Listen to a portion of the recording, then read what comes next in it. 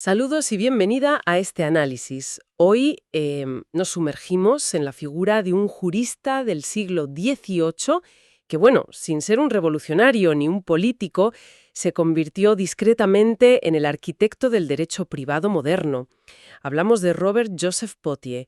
El material que tenemos delante es una ficha técnica y un ensayo fascinante que lo describen no tanto como un teórico, sino como el ingeniero estructural de los códigos civiles. Códigos que, aún hoy, rigen la vida de millones de personas. Exacto. Nuestra misión es entender cómo el trabajo de este hombre consiguió poner orden en el caos jurídico de su tiempo y también cómo sus ideas viajaron desde la Francia prerrevolucionaria hasta ser la base del derecho en sitios como Francia, Chile y, bueno, finalmente Colombia. Es que es la historia de cómo se escribió el código fuente de nuestro derecho contractual. Totalmente. Para calibrar la magnitud de su hazaña, hay que visualizar la Francia de su época. No era un país con una ley. Era más bien un mosaico de cientos de sistemas legales. Un caos, vamos. Un caos total. El norte se regía por el derecho consuetudinario, una amálgama de costumbres germánicas locales, cada una con sus propias reglas sobre la propiedad, la herencia. Y el sur, en cambio, vivía bajo la influencia del derecho romano escrito. O sea que un contrato firmado en París. Podía ser perfectamente inválido en Lyon. La necesidad de unificar, de crear un sistema coherente, era una urgencia nacional. Y en ese escenario aparece Potier. Los documentos mencionan que no partió de cero, que heredó el racionalismo de juristas como Domat. ¿Qué significa eso exactamente? ¿Fue un continuador o fue un innovador? Pues fue ambas cosas.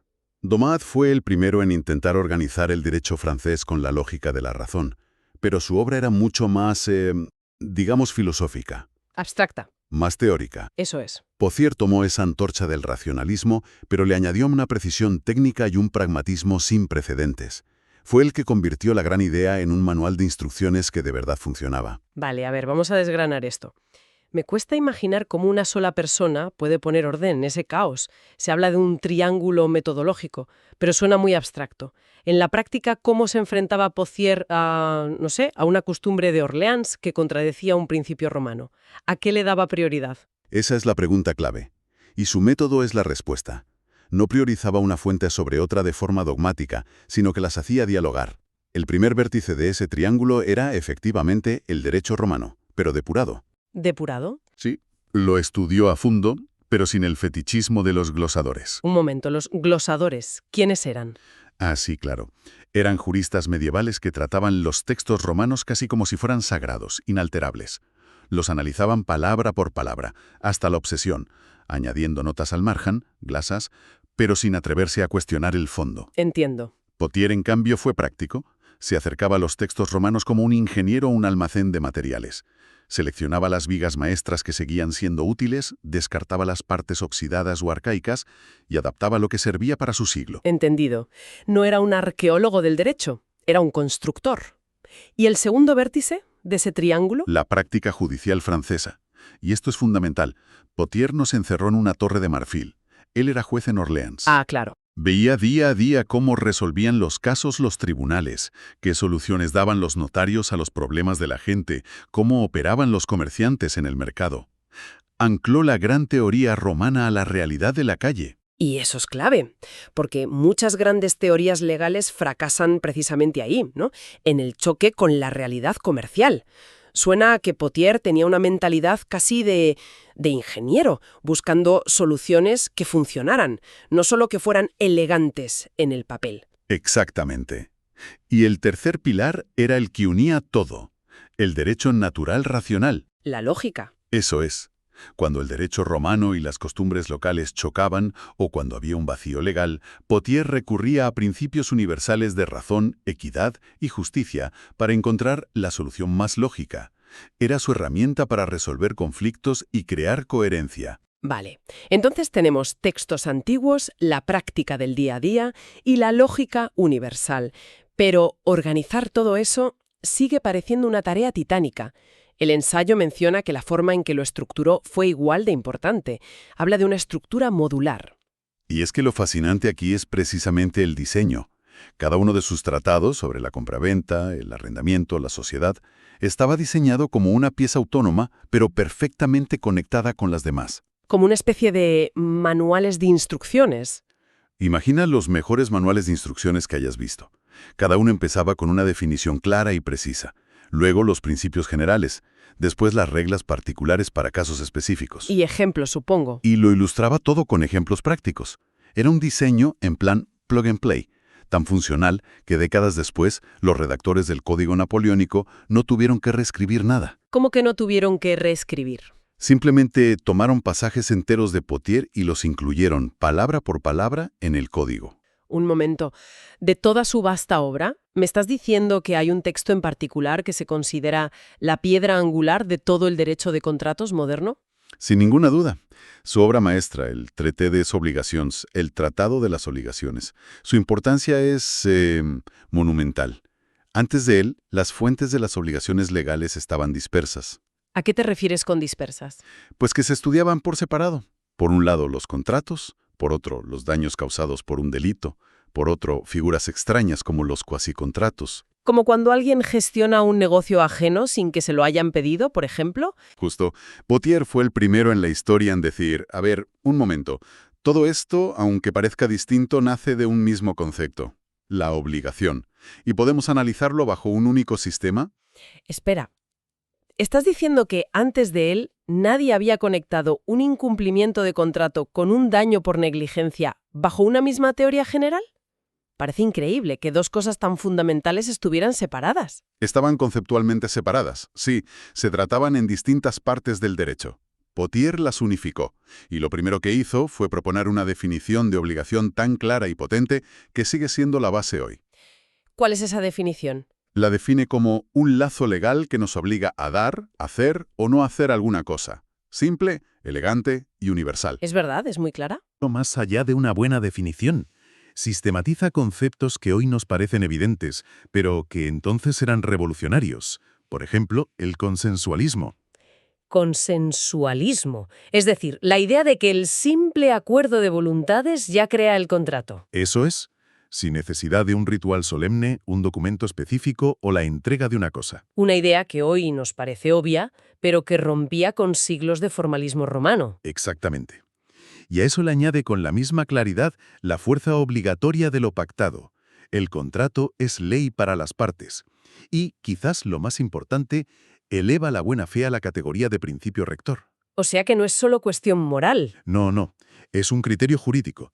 Obliga a las partes a comportarse de forma honesta y leal durante toda la vida del contrato. Y el material también destaca su papel en lo que hoy llamamos responsabilidad civil, la obligación de indemnizar cuando causas un daño a otro. Correcto. Él es quien sienta las bases de la responsabilidad civil moderna.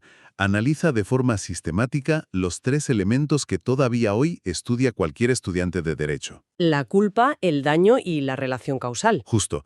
Y desmenuza los tipos de culpa. Grave, leve, levísima. Lo que permite ajustar mucho mejor quién debe asumir los riesgos en un contrato. Entonces, si lo traducimos a la práctica, conceptos que usamos todos los días, que un acuerdo verbal puede ser vinculante, que debemos actuar de buena fe, que si por descuido rompemos algo ajeno debemos pagarlo, todo eso. Todo eso fue organizado y clarificado por este señor en el siglo XVIII. Es literalmente el esqueleto del derecho de contratos actual. Es el sistema operativo sobre el que corre todo lo demás. Esa es la analogía perfecta. El recorrido de estas ideas es increíble. Es un viaje de casi 300 años y miles de kilómetros. Como un jurista de una ciudad de provincias francesa termina influyendo de forma tan directa en el Código Civil colombiano. Pues es una cadena de transmisión intelectual fascinante. El primer y más importante eslabón es, claro, el Código Napoleónico de 1804. La gran codificación. La gran codificación. Y sus redactores, juristas brillantes como Portalis o Tronchet, no ocultaron su fuente. Tenían los tratados de Potier sobre la mesa mientras escribían. No era una inspiración vaga, Era su manual de instrucciones. El documento lo llama el Chief Legal Engineer del Código. Es que es la descripción perfecta. Mientras Napoleón era el promotor político, el CEO del proyecto, por así decirlo, Potier fue el ingeniero jefe que diseñó la maquinaria interna. Un ingeniero que, por cierto, llevaba más de 20 años muerto. Un ingeniero fantasma. Y de Francia, el viaje cruza el Atlántico. Claro. Efectivamente. Décadas más tarde, en las nuevas repúblicas americanas, surge la misma necesidad de unificación que tenía la Francia prerrevolucionaria. Y ahí entra en escena otra figura monumental, el jurista y humanista venezolano Andrés Bello. Bello. A él se le encarga redactar un código civil para Chile. Y Bello, que era un erudito, estudió a fondo tanto a Pothier directamente en francés como al código napoleónico. Que era en esencia Pothier codificado. Justo. El resultado fue el Código Civil chileno de 1855, una obra maestra que, si bien tiene espíritu propio, está construida con la técnica y los ladrillos de Pothier. Entonces tenemos a Bello en Chile bebiendo directamente de las fuentes de Pothier. Pero el viaje no termina ahí. ¿Cómo cruza esa cordillera de los Andes para instalarse de forma tan sólida en el sistema colombiano? ¿Fue un simple copiar y pegar o hubo un proceso de adaptación? Bueno, fue algo más complejo. En la segunda mitad del XIX, Colombia vivía un periodo de inestabilidad política, de fragmentación legal. Diferentes estados tenían sus propias leyes. Otro caos. Otro caos, sí. Y en 1873, dentro de un proyecto de modernización y unificación nacional, se decide adoptar un código civil para toda la nación. En lugar de crear uno desde cero, una tarea que habría llevado décadas, los legisladores colombianos miraron al Código de Bello. ¿Y por qué el de Bello? ¿Qué lo hacía tan atractivo para la Colombia de esa época? Principalmente su claridad, su coherencia y su modernidad. Ofrecía seguridad jurídica, algo que era desesperadamente necesario para fomentar el comercio y el desarrollo. Era una herramienta probada que combinaba la tradición romana con los principios liberales de la Ilustración. Algo que encajaba, imagino. Encajaba perfectamente con las aspiraciones de las élites políticas colombianas del momento, y así, por esa vía, toda la arquitectura conceptual de Pothier se convierte en la matriz del derecho privado colombiano. Es fascinante pensarlo. Un abogado en Bogotá, hoy, al redactar un simple contrato de arrendamiento o al discutir una indemnización por un accidente, está usando una lógica diseñada por un jurista en una pequeña ciudad francesa hace casi 300 años. La mayoría de las veces, sin siquiera saberlo. Es Pothier hablando en español a través de Bello. ¿Las huellas son tan evidentes? Evidentísimas. La estructura del libro cuarto del Código Civil sobre obligaciones y contratos, la definición de obligación, la regulación de la compraventa, todo ese andamiaje es puro Pothier. Y, por supuesto, principios como el de la buena fe contractual, recogido en el artículo 163. Es una traducción directa. Es una traducción casi literal de sus ideas. Obviamente, un sistema creado en el siglo XVIII no puede ser perfecto para el mundo del XXI, con Internet, globalización.